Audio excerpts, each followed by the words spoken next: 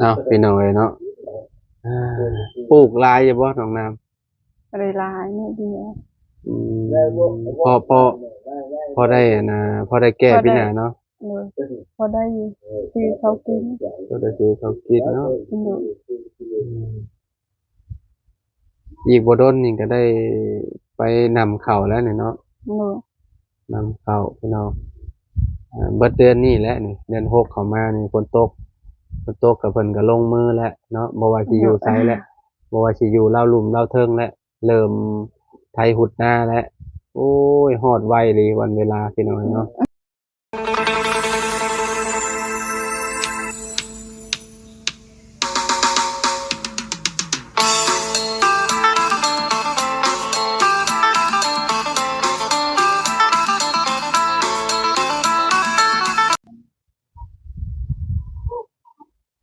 กราบสบายดีสวัสดีพ่อแม่พี่น้อง FC เบอร์ทุกคนเนาะบ่ว่าสิอยู่ในและก็ต่างประเทศพี่น้องก่อนสิกลับบ้านโดยสบายดีเด้อน้องน้ำเนาะอ่าโธ่พี่น้องเนาะอากาศร้อนแฮงพี่น้องเนาะร้อนแบบเกินอ่าอุณหภูมิเกินพี่น้องเนาะ ร้อนโพด35 องศาเกือบ40พี่น้อยเนาะคันว่า40นี่โอ้อยู่บ่ได้เนาะน้องน้ำเนาะโอ้ยพี่น้อยเนาะมื้อนี้เด้อน้ำเด้ออยู่เอ็นทางปลอดภัยเนี่ยโดยบ่ได้ไปเฮือนน้องหลาน้อยบ่อยู่อือยู่มเรือนมื้อนี้บ่ได้ไปไสบ่โดยไปเสียงามันไปสาวตอนเช้าไปเสียหยังมันบ่โดยอืมมันแดดก็เลยแบบประมาณ10 โมงกับมึงมาเนาะโดย9 โมง10 โมงก็มาตื่นแต่เช้าพุ่นบ่ประมาณ5 โมง6 โมง6 โมงเนาะแต่เว้นยังบ่ขึ้นดอก6 โมงเนาะโดยแต่ก็ร้อนบ่ไปยามเช้าก็ได้โหนอากาศร้อนเนาะที่สวยมากก็คือแบบแห้งร้อนกว่าเก่าไปหน่อยเนาะลมพัดมาก็ร้อนวนๆๆเลยเนาะเออละหน่อยอยู่เรือนแม่นคืออ้ายมาแต่เฮือนเราหั้นแหละโดยไปหาประตูอาเดียมาพี่น้อยเนาะพอดีว่าเราปรับที่ปรับทางเรียบร้อยแล้วนั่นแหละเรียบร้อยแล้วโดยนั่นแหละปรับที่แล้วประตูอาเดียเสามายังเสายังบ่ได้มาเอ่อบ่ฮู้ว่าเพิ่นสิมามื้ออื่นบ่หรือว่าแนวใดอันนี้ก็บ่แน่ใจเนาะพี่น้องพอดีว่าบ่าวบุญเพิ่นสั่งคิดว่าสิมามื้อนี้เด้แหละแล้วผัดบ่เห็นมาพี่น้องเนาะจักว่ามื้ออื่นเพราะบ่จักอันนี้ก็ถ้าว่าบ่มื้ออื่นก็หลังสงกรานต์พู้นแหละคิดว่าเพราะไม้เพิ่นบ่ได้มีตุนแม่นเด้เสาประมาณ9 ต้นเรือนประตูอาเดียเพิ่นว่าเพิ่นสิเฮ็ดประมาณ5x6นั่นแหละประมาณนั่นแหละสำเฮือนน้องวิน้องอ่าน้องเอสพี่น้องประมาณนี้แหละเนาะแต่ว่างบก็ยังบ่ได้ครบดอกเนาะตอนนี้นะอ่าเป็นหยังน้องเจ็บคอเจ็บคอบ่โดยอ๋อเป็นมื้อใดน่ะอาจจะเป็นเป็นมื้อนี้เลยบ่โดยอ๋อปวดหัวบ่เลยนั่นแหละบ่ แต่ว่าเจ็บคอซื่อโดยๆ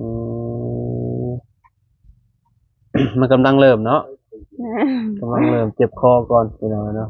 จะไปกินแนวหวานมาบ่จักน้องน้ำบ่บ่บ่ได้กินได้กินยังอืมกินข้าวแล้วบ่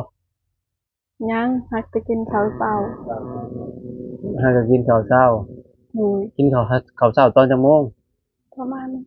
10 โมง10 โมงมาแต่เอ่เสียยังอแต่พอแล้วจะบ่อยากข้าวเที่ยงเนาะโดยอืมๆๆเจ้าบ่ได้ไปเฮือนน้องหลาน้อยบ่ได้ไปเบิ่งเนาะบ่ได้ไปเบิ่งอันที่พ่อเดะเลยเนาะไปเบิ่งประตูเมื่อวาน7 ปีนี่ไปเบิ่งเมื่อวานนี่ตัวไปบ่โดยเอ่อวิทย์ซุมบ่าวถ่ายคลิปและน้องละน้อยมาหาเมื่อวานนี่เบิ่งอืมน้องหลาน้อยมาหาพระเจ้าบ่โดยอืมเป็นหน้าที่เรานี่งามบ่งามบ่ได้รูปเนาะโดยแต่ว่ามันบ่คือโตตอนแรกก็เด้ต ตอนแรกมันสิแบบปล่อยแห้งตัวนี้แทบสิแบบปรับดินแบบบ่ต้องใช้เวลาดนหั้นนะพี่น้องเนาะมันเพียงแหละเนาะน้องเนาะ โดย ทางน้องหลาน้อยกับพ่อกับครอบครัวแหละพี่น้องเนาะเพิ่นก็สละเลยพี่น้องสละต้นมะกระเทาะกระทันเพิ่นเอาออกเพิ่นตัดออกให้รถแท็กเตอร์เข้าไปได้พี่น้องเนาะเพราะว่าเพิ่นต้องเข้าทางเฮือนน้องหลาน้อยเนาะเฮือนน้องหลาน้อยเพิ่นมีหนทางอยู่แล้วคันว่าเข้ามองเฮือนอยู่ใกล้ๆกันมันเข้าบ่ได้เนาะน้องน้ำเนาะมันติดเฮือนเพิ่นเบิดเด้น้องหลาน้อยก็เลยเปิดหม้องหันให้เราเที่ยวอยู่หันเลยพี่น้องเนาะดีเด้ครอบครัวน้องหลาน้อยนะคือแบบเราบ่มีข้าวมีหยังหรือว่าบ่มีหมักพริกหรือว่าบ่มีเกลือน่ะไปขอน้ำลาวและเราเอาให้ ที่คนเนี่ย แม่ พอเบลนะ แม่ครอบครัวเราหั่นแหละเวลาอันประตูอเดียบ่มีแนวกินเด้บ่มีข้าวหยังนั้นเราก็ไปขอเอาน้ำลาวแหละ ฉันเราบ่มีฮอดเราไปขอเพื่อนไผก็เขาไปขอกันเวลาเขาบ่มีเด้อ บ่ โดย เราไปขอเลยบ่ โดยมาขอ อืม บางเทื่อเขาหาของแลกปีนเนาะ อ่า พอไปใส่อันนั้นนู่มันยัง ไป เขา หา ไปเปลี่ยน ไปหาสกับแทนเนาะ โดย เราบ่ได้อยู่ซื่อๆเด้ประตูนี่เราหากินได้พี่น้องเนาะเดี๋ยวไปหาอยู่หากินบางทีก็ไปหาพักหาหญ้ามาก็ดีใจน้ำลาวหั่นแหละพี่น้องเนาะที่ว่าเพิ่นใหญ่เพิ่นมองเห็นว่าอยากซื้อที่ซื้อทางให้เราหั่นแหละเนาะเราก็น่าสงสารเนาะตั้งแต่เกิดมายังบ่มีที่เป็นของตัวเองพี่น้องเนาะลูกก็บ่ค่อยร้อยปานใดลูกเราก็ได้พี่น้องเนาะ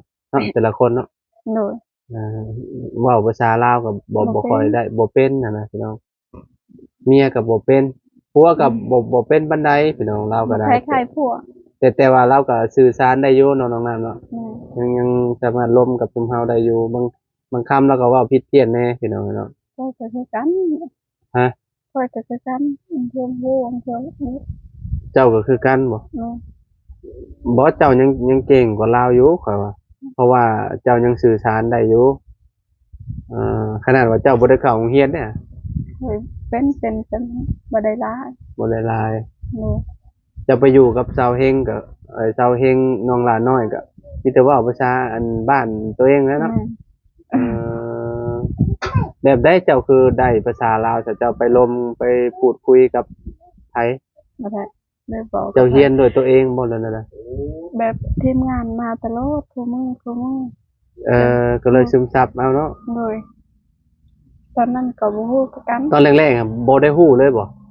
บ่เป็น แทบสิบ่รู้จักเลยติ โดย เอ่อตอนเข้ามาอันใหม่ๆอะคือแบบน้องเพิ่นนี่น่าสิแบบบ่รู้จักเนาะพี่น้องบ่รู้จักแบบภาษาลาวหั่นน่ะยังสิยังงงๆอยู่เวลาตอบคำถามเนาะแม่นบ่ แม่ เอ่อแต่คุมื้อนี่มีบางคำเนาะที่ว่าบ่รู้จักเนาะ โดย ก็พอฮู้อยู่แล้วว่านั่นนี่ บางเทื่อฮู้บางเทื่อบ่ฮู้ อ๋อคำใดที่ว่าเจ้าอันตอบบ่ได้ เวลาซุมข่อยถามไป เป็นเขาถามกันเรื่องค่อยบ่ฮู้ค่อยโดยซื่อ เรื่อง โดยทุกทิพย์ เรื่องที่ว่าตอบบ่ได้ก็มีแต่โดยนำซื่อ โดย ๆที่จริงก็บ่ได้เข้าใจเลย ก็เข้าใจ โดยทุกทิพย์ โดยซื่อๆเนาะ โดย อืมยังหลายบ่หยังมัน ยังลายอยู่ มันเริ่มเกิดแล้วฝนตกห้ำเนาะ โดย จักหน่อยก็หนักละบาดน่ะเริ่มเสียขนาดแล้วเนาะเพราะว่ามันสิไปแย่งสารอาหารจากต้นมันเด้ พวกหญ้าพวกหยังหั่นน่ะพี่น้องเอ้ยเนาะเฮาต้องดูแลเพิ่นก่อนช่วงเพิ่นยังเป็นเบี้ยอยู่อันนี้เพิ่นต้นสูงไปแล้วก็สบายแล้วปะเลยแบบนี้เนาะ โดย แต่ตอนนี้ก็ยังดูแลเพิ่นแบบสมมุติว่าหญ้าขึ้นเต็มอยู่มันแทบสิบ่ขึ้นพุ่นแหละพี่น้องเอ้ยเนาะมันสิบ่งามว่าซั่นซะพี่น้องเอ้ยเนาะขี้ร้ายงามบ่มันเจ้าน้องน้ำ มันบ่งามมันร้อนนี่มันขี้ร้าย อากาศมันร้อน โดย อากาศบ่เย็นเนาะ โดย ปลูกหลายอยู่บ่น้องน้ำ อะไรลายนี่เดียว พอได้นะพอได้แก้ปัญหาเนาะ เลยพอได้อยู่ซื้อเขากิน ก็ได้ซื้อเขากินเนาะ เลย อีกบ่โดนนี่ก็ได้ไปนำเข้าวแล้วนี่เนาะ เลย นำเข้าวพี่น้องเบิดเดือนนี้แหละนี่เดือน6เข้ามานี่ฝนตกก็เพิ่นก็ลงมือแล้วเนาะบ่ว่าสิอยู่ไสแหละบ่ว่าสิอยู่ลาวลุ่มลาวเทิงแล้วเริ่มไถหุดนาแล้วโอ้ยฮอดไวเลยวันเวลาพี่น้องเนาะอยู่แถวบ้านก็ดำนาคือกันได้ ที่บ้านสบายบ่ แม่ดำนาคือกันไปบ่ไปดำนารับจ้างอยู่แถวนั้น บ่ไป ดำเป็นบ่นะ มันเป็นแต่มันคอยมันไม่ได้ไว้ อ๋อดำซ่าจะดำซ่า เลย เจ้าเคยดำบ่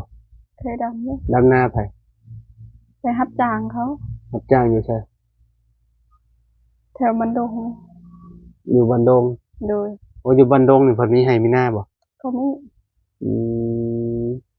วันเท่าไหร่เนาะ วันตอนนั้นเขาไปวัน50อืมไปแต่6 โมง ไปประมาณ 8 โมงเนาะ 6 โมง 7 โมงประมาณ อืมเลิก5 โมง เลิก5 โมงบางเทื่อ5 โมงบางเทื่อ4 โมงประมาณนั้น ไปคุปีบ่ บ่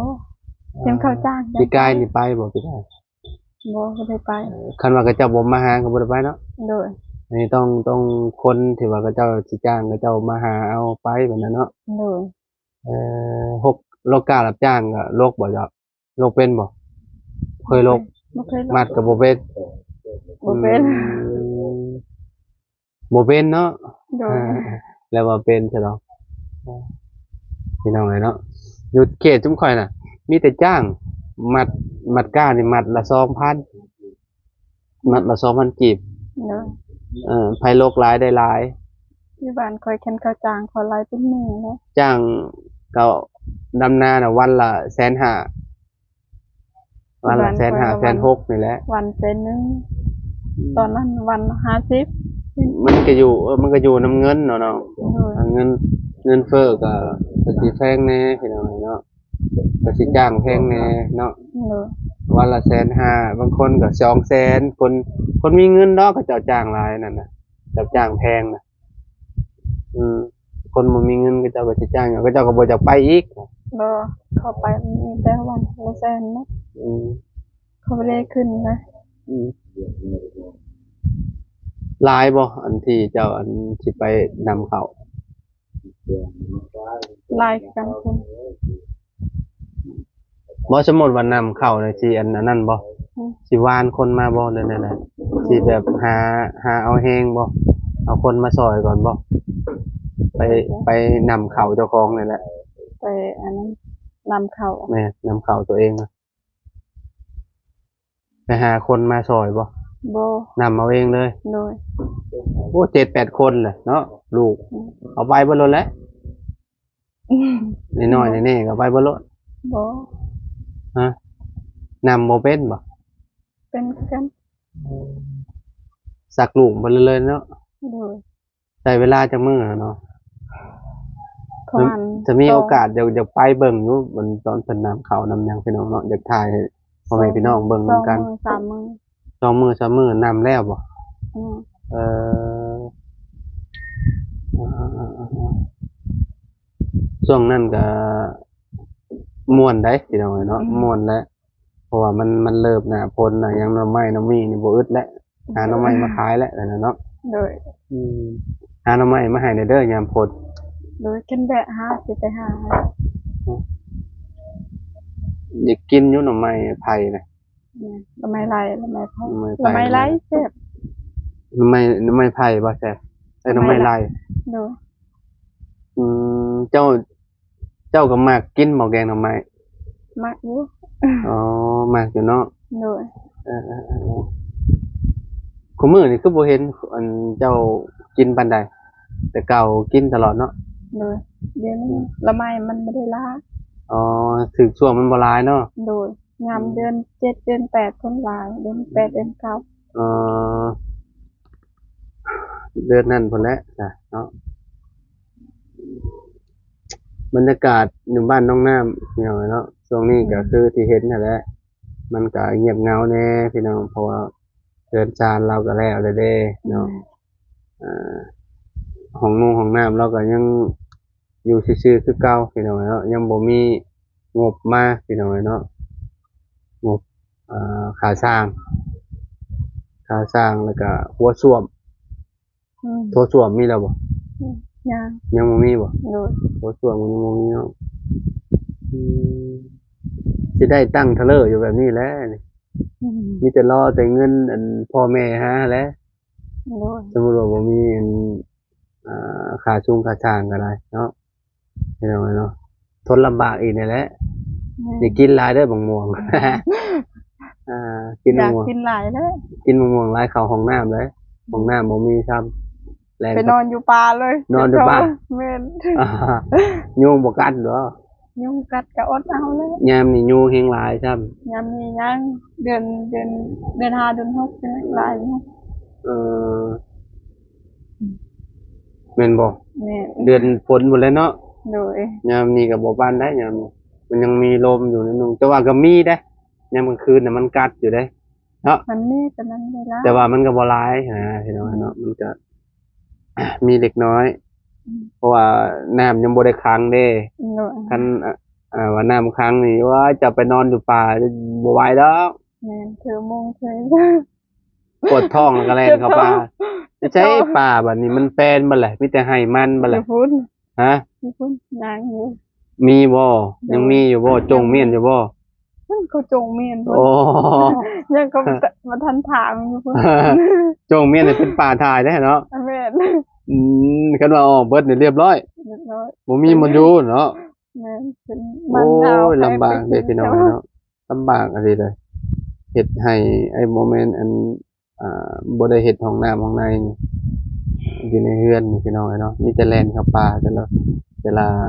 ปีเนาะหลายปีแล้วแหละบ่ได้ว่าแต่ละปีแหละเนาะเพราะว่าเพิ่นบ่ได้มีห้องน้ำห้องในเด้อ่า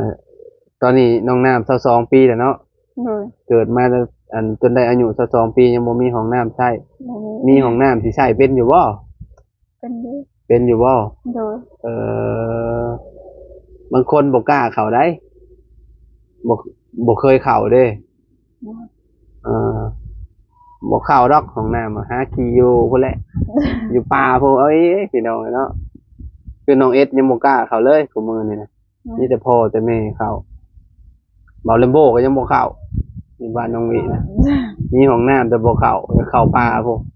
แต่โคตรเงิดเพิ่นคือกัน มีห้องน้ำ เพราะว่ามีห้องน้ำเข้าห้องน้ำนั้นสะดวกสบายเนาะเวลาครับปวดท้องต้องแล่นไปบ่ไกล แม่นยุงก็หลายโอ้แหละต้องค่อยๆกันนี่ ยังขาดงบคือเก่าคือเดิมบ้านเพิ่นพี่น้องเนาะบ่มีงบมาก็เฮ็ดบ่ได้พี่น้องบ่มีค่าสร้างสังกะสีไม้เฮ็ดโครงหลังคาอีกโอ้ยังหลายอย่างอยู่บ้านเพิ่นก็ได้ค่าสร้างนี่ขั้นต่ำมีแล้วบางสมมุติว่าเฮ็ดเรือนครัวใส่น้ำนี่ก็ระดับ10ล้านขึ้นไปแล้วแหละพี่น้องเนาะเอาจังได๋ก็หาเงินต่อไปเนาะพ่อให้แม่หาเงินขายขายมันนั่นแหล้ว มันนั่นปลูกปีนี้แหละปีหน้าราคามันสูงก็สิได้อยู่คิดว่า จากสูงจากบอยอันนี้ลง บ่ลงดอกอะไรวะ มันลง ได้อยู่อ่าสู่ต่อไปน้องน้ำเลยเนาะ โดย เดี๋ยวจังหวะกันอีกเทื่อนึงพี่น้องเนาะมื้อนี้ก็เดินทางกลับบ้านแล้วปีใหม่แหละพี่น้องเนาะอีกประมาณหลังปีใหม่พุ่นแหละเนาะจังสิกลับมาใหม่พี่น้องเนาะกลับมาพี่แหละหาพี่น้องเซโฟนเฮาพี่แหละพี่น้องเนาะแวะเวียนมาคือเก่าพี่น้องเนาะเพราะว่าอยู่พุ่นก็บ่ค่อยมีแหละพี่น้องงานก็ได้เนาะมีแต่อยู่ทั้งที่เนาะทางประตูอเดียก็ได้เซาทางบาบุญว่าเนาะได้เซาแล้วก็ยังขาดหลายอย่างค่าสร้างแล้วก็หลังคาไม้หลังคาแล้วก็ได้ยินข่าวเล่าว่าทากระจาดก็เอ้าเราว่าคะแนนว่าได้ไม้เฮ็ดบังบิงเฮือนเราหั่นนะได้สังกะสอกสังกะสีเราบ่ได้ซีเรียสพี่น้องพอตู้นั่นนะเพราะว่าเราก็ตั้งแต่เกิดมาเราก็เคยนอนแต่กระต๊อบน้อยๆนั่นนะเราแบบได้ก็เอาหั่นนะน้องน้ำเอ้ยเนาะว่าง่ายๆ ค่อยคือ ดีกว่าบ่ได้เจ้าบ่บ่ แม่น อืม ค่อยคือ ตอนตะกี้เจ้าก็คิดอยู่บ่ว่าสิได้ซำนี้นะ บ่คิด สมมุติว่ามีผู้ใหญ่ซอยก็ซอยซำใดซำหนึ่งก็เอาเนาะแบบนั้นเนาะ เอา ได้เบิดแม่นบ่ ได้เบิด บ่ได้ติแต่ว่าเพิ่นเฮ็ดสต็อปให้แบบเน้นนะพวกอันเรือนหลังเก่าก็ดีเนาะ โดย มันเฮ็ดบ่ให้มันล่มหั่นนะก็ดีน้องน้ำก็ว่าจังซั่นพี่น้องแต่บุญของน้องเพิ่นหลายพี่น้องเนาะ ก็เลยได้เฮือนหลังใหญ่เนาะ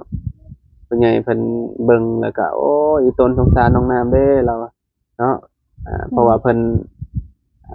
ใหญ่มากก็มีแต่เอาน้องนุงพี่น้องเนาะเอาน้องนุงคงหำโรงเรียนก็บ่ได้เข้าเลยบ่ได้เป็นเฮาหนังสือเอ้าจังได๋ก็ขอบคุณเนาะ โดย ขอบคุณหลายๆเด้อผู้ใหญ่ใจดีเนาะน้องน้ำเนาะ โดย เอ่อเนาะเย็นพี่น้องอยู่ในตารางนี่ เฮ็ดเทือน2ชั้นนี่ดีอีกแบบหนึงเนาะมีใต้ทุนเด้เวลาร้อนเฮาก็นอนอยู่พี่อยู่ตารางพี่นั่งเย็นอยู่พี่เนาะน้ำเนาะ โดย ไปชานาบ่าวกลับปะได้ปานนี้น้ำเว้ย เดินทาง เนาะ ปลอดภัยเด้อ โอ้ยขอบคุณขอบใจหลายๆเด้อเดี๋ยวพอกันพุ่นแหละหลังสงกรานต์พุ่นเด้อน้องน้ำเด้อ โดย เนาะ